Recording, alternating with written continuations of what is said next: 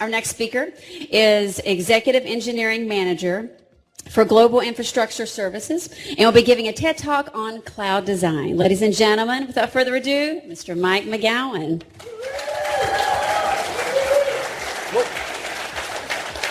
All right, so hi, I'm Mike McGowan, and I'm here to talk about some critical cloud questions that we're going over. Is cloud cheaper? Is it easier? And is it more secure? So before I begin, one thing that I know as we start the cloud conversation is that people sure are passionate about the cloud. Like no technology that I've ever been associated with before, people really get passionate about the cloud. At all levels of the organization, from top to bottom, people all want to be in the cloud conversation.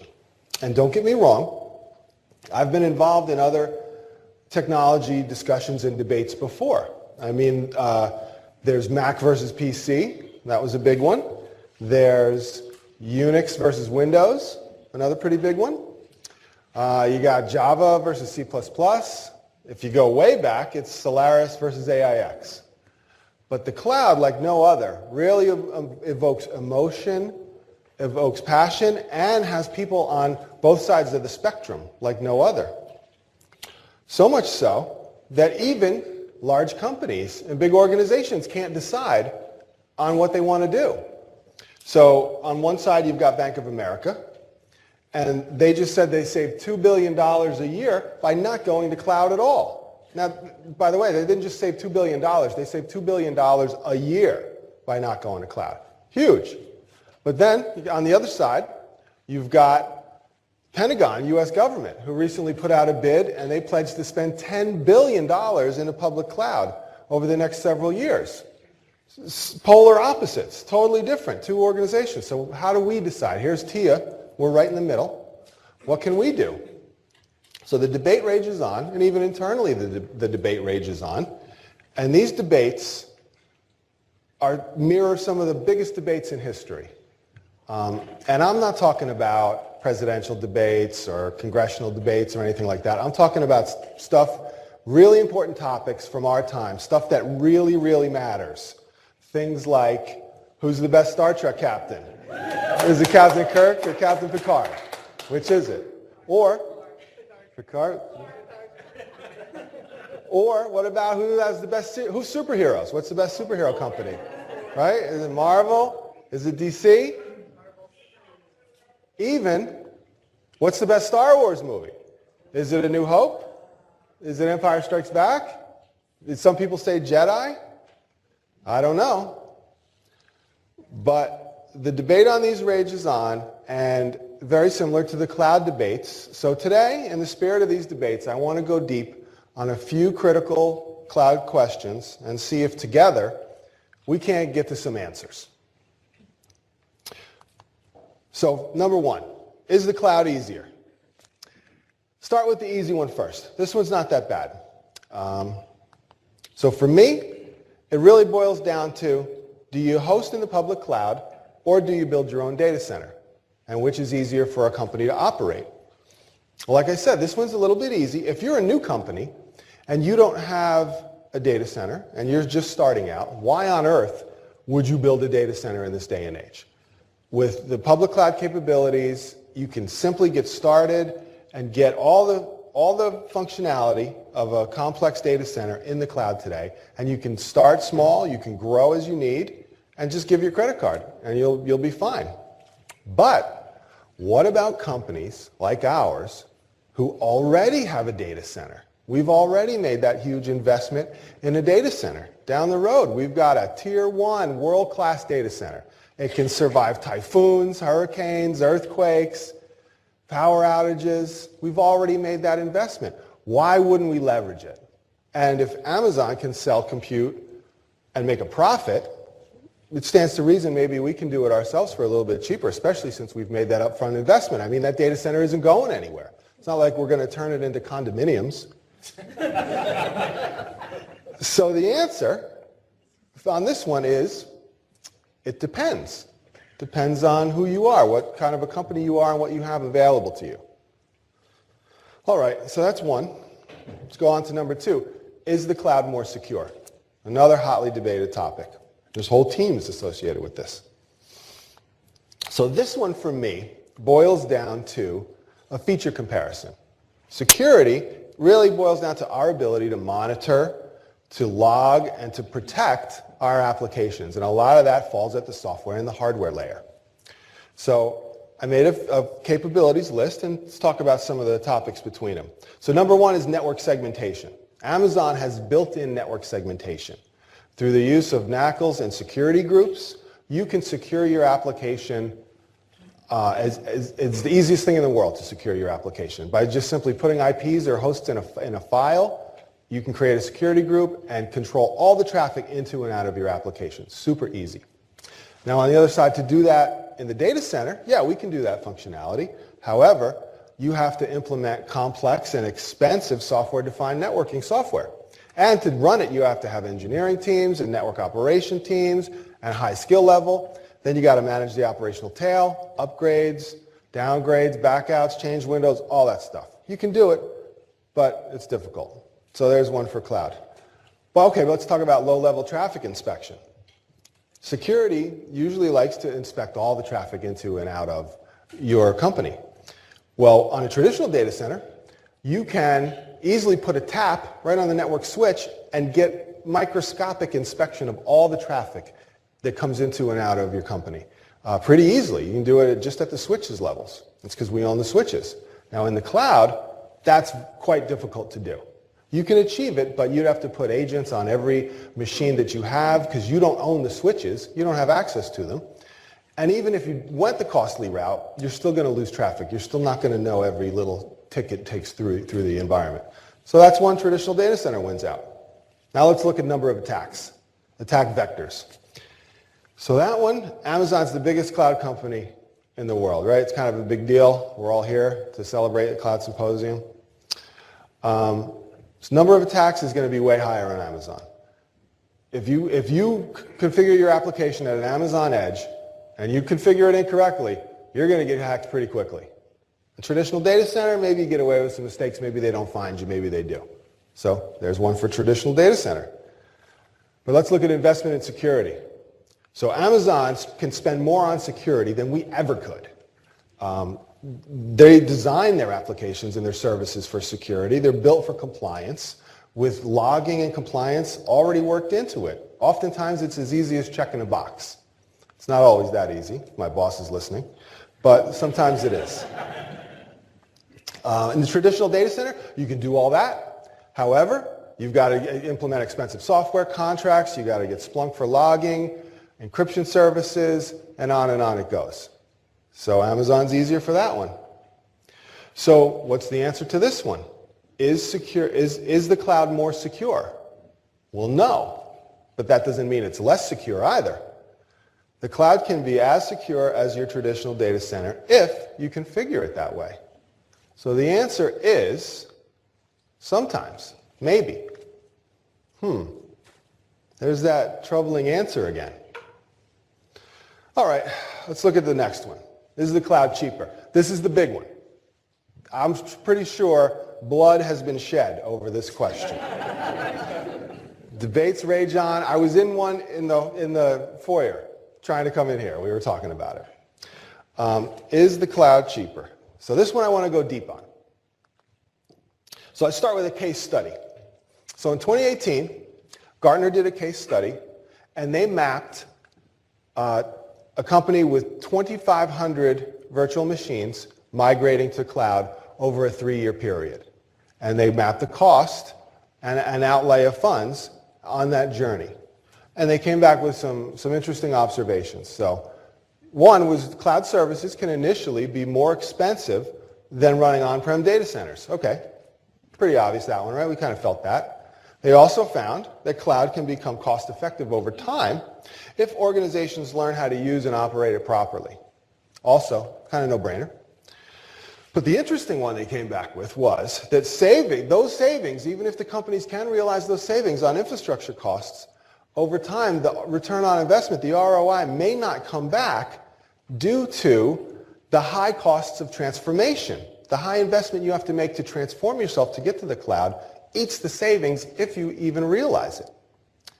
And that's depicted here in this graph where they map it out. You see it starts out in the beginning, on-prem data center, costs are relatively flat. They're not too high, they're not too low, right in the middle.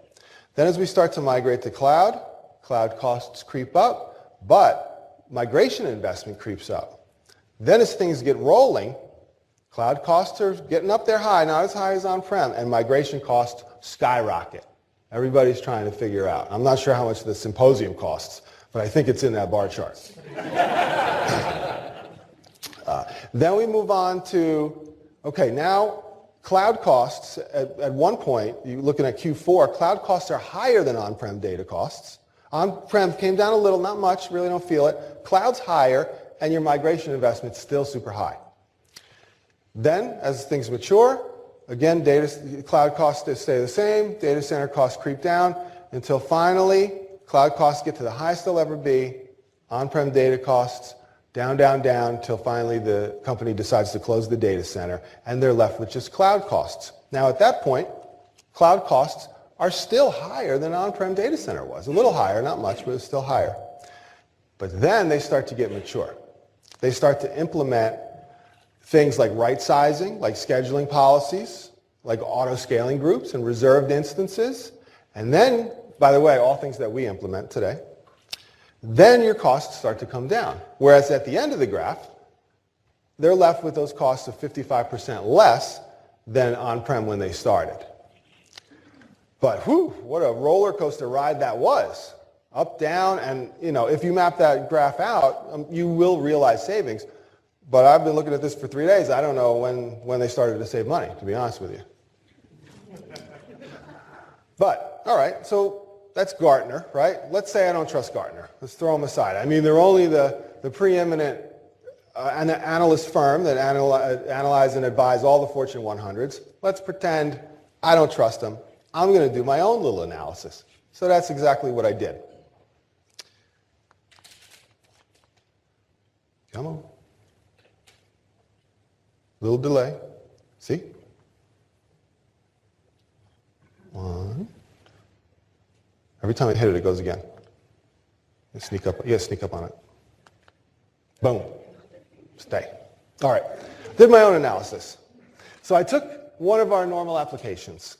Applications everybody knows. Took a regular web tier front end, middleware, highly available database, and a scheduler. We got millions of these all over. And on-prem data cost for this in a highly available fashion in our pretty efficient private cloud, $186 a month. Now map that to AWS config, and that's if we lift and shift all that right into AWS. Don't change any of the designs, run the machines 24/7, don't take advantage of any of the other stuff I just mentioned. Cost skyrockets to $965 a month. Woo! Huge. Doesn't sound very good at all. No brainer. You'd never do that. However, if you start to make your application more efficient, you start to take the servers and all that overhead cost out of it. So we change, instead of Nginx servers, we use application load balancers. Don't even have to manage those at all. We'll use those at the edge. We change the middle tier to an auto-scale group, and we downsize it. So we make it smaller, but it'll scale up to our needs, and more importantly, it'll scale down when we don't need it. Then that becomes super cheap. Then the database tier, always difficult. We don't have a database at all. We use AWS's Aurora serverless data service. We don't have to manage database, license, anything. And then that cost goes way down. Same thing for a scheduler. We don't need to run a dedicated scheduler, certainly not two for high availability. We'll use AWS's Lambda service. It's highly available, and it schedules for us. With that cost, we go down to $64 a month, significantly cheaper than on-prem. Pretty compelling. Why wouldn't we do it, right? So, back to the question, is the cloud cheaper? Well, it depends. There's that troubling answer again. It depends on how we implement it. So, the debate rages on. But I've teased you all with some pop culture references throughout this, so I would be remiss if I didn't at least pick one of them and go deep on it. So, at the risk of alienating myself from the sci-fi community, I want to discuss best Star Wars movie overall. So, anybody in the audience feel strongly about this? What do we think? Best Star Wars movie? Empire? Right? Anyone else? So, as in prep for this, I started reading up on it, started looking. And so first one, A New Hope, pretty much the perfect movie. Starts out with a bang, then slows down, small town boy, big world problems, opens up really huge, has arguably one of the best villains of all time. Super happy ending, big battle, don't forget big battle ends with a battle, and then super happy ending. Happy for everybody, well, except Chewbacca. He gets slighted. What did it take him, 40 years to get that guy his medal? But pretty perfect movie, right? And then other people say Return of the Jedi is the best one. But even 12-year-old me cringed at the Ewoks. I mean, space teddy bears? Really, George Lucas? So, pound for pound, for me, best Star Wars movie, and we heard it out here, is Empire Strikes Back. It introduces some of the best characters of all time. You got Boba Fett, you got Lando Calrissian, I think the Emperor gets introduced in that one. You get tons of Darth Vader. You got that pretty cool training montage, 80s-esque training montage with Luke who goes to Dagobah. You got all that. And then that ending, Luke finally fights his worst enemy, Darth Vader, loses, finds out Darth Vader is his father, gets his hand chopped off. Han Solo's captured, taken away to who knows where. What are we going to do next? Holy cow, right? It doesn't get any better than that in American cinema. So, my favorite. But, hey, let's get back to this cloud thing for a minute. So, what do we do with all this? It seems like we reviewed these questions, and just like these pop culture debates, we could justify any answer, any one of them. So, what are we to do? Well, when I look at this, when I really think about it, there's so much technology in the cloud. There's so many things to debate and discuss. We could talk about it for years to come, just like these pop culture debates, we could talk about it. But what occurred to me throughout all this is it's not the technology that really matters. That's why we could make it go this way or that way. It's not the technology at all that matters. What matters, ironically, in the sea of all this new technology, what matters more than ever is the people, is all of us. What we decide is going to decide if the cloud succeeds or fails for TIA, our decisions. If we want to make the cloud fail, we can make a spectacular failure. It can be expensive and costly, and if we take all of our problems and lift and shift them into the cloud, not only are they still going to be there, they'll get worse. Conversely, if we take advantage of the cloud's strengths, design to the strengths, mitigate the weaknesses, move the right things to the right cloud platforms at the right time, it can be a huge success. We can make TIAA more efficient, more secure, easier to operate, and cheaper. But the bottom line on all of it is it's up to us. It's up to me, it's up to you, and it's up to everyone in this room. The cloud technology empowers people throughout the organizations like never before. That's why the conversation goes so deep. What you all do matter. What you do, how you design your applications, what you do significantly matters. So I'm really excited that so many people are here talking about the cloud, but I'm going to leave you with, what will you do? What are you going to do to make the cloud all those things? What are you going to design? For me, I'm going to continue to learn. I'm going to continue to take some calculated risks in the cloud. I'm going to make some mistakes. I'm going to watch out for those failures, but I'm not going to be afraid of it. But most of all, like all these pop culture debates we talked about, I'm going to try to enjoy the ride. It's a great time to be a technologist like no other. There's so many options. There's so many things. We talked about how you're all empowered. It's a really amazing time. So let's try to enjoy the ride. And together, I'm really excited to see that together, what we're all going to do as we continue this cloud journey. With that, thank you very much.